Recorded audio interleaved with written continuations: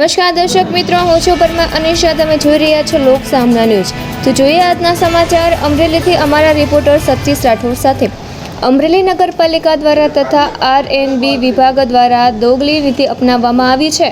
માત્ર ગરીબોના ઝૂંપડા અને મકાનો પાડવામાં આવે છે, જ્યારે રાજકીય વગ ધરાવતા લોકો દ્વારા બનાવેલા મોટા ગેરકાયદેસર બાંધકામો પાડવામાં આવતા નથી. નાના માણસોને ન્યાય મળે માટે લાઠી રોડના વેપારીઓએ અને ત્યાંના સ્થાનિક લોકોએ કલેક્ટરશ્રીને આવેદનપત્ર આપવામાં આવ્યું. ખાલી નાના માણસો ઉપર દબાણ કરવાનું છે કે પછી આ મોટા માણસોને કહેવાનું આ બિનકાયદેસર છે, આખો રોડ જાય છે. મારી પાસે નકશા થઈ છે, જોઈ લો.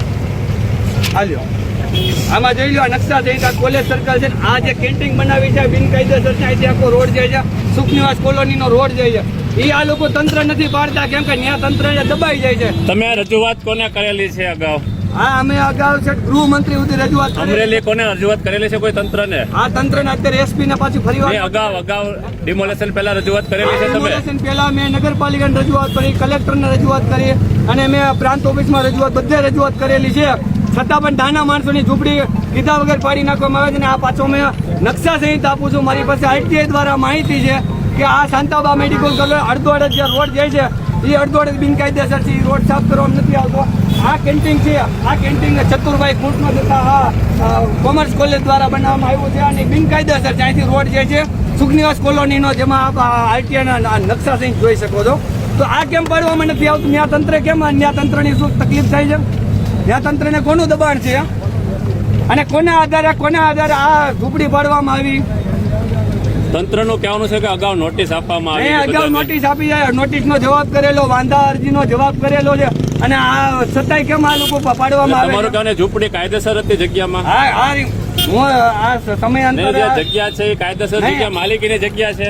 માલિકી નથી, આ વેરો ભરવામાં આવે છે. નગરપાલિકાને જાણ છે કે કાયદેસર સમયાંતરે આ બે વર્ષ પહેલાનો વેરો છે, આ અત્યારનો વેરો છે. નગરપાલિકા વેરો શા માટે લે છે? નગરપાલિકાને જાણ છે, તંત્રને જાણ છે, બરોબર છે. તો શા માટે વેરો લે છે નગરપાલિકા? નગરપાલિકા નડતું હોય તો આ અત્યારે બીજું મોટા બાંધકામ નથી નડતા.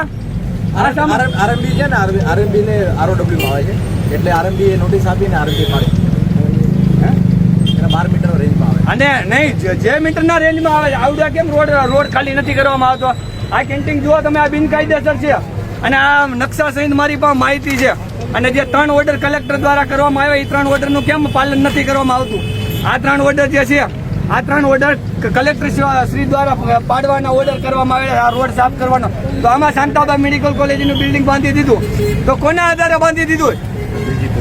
શું તંત્રના નથી દેખાતું?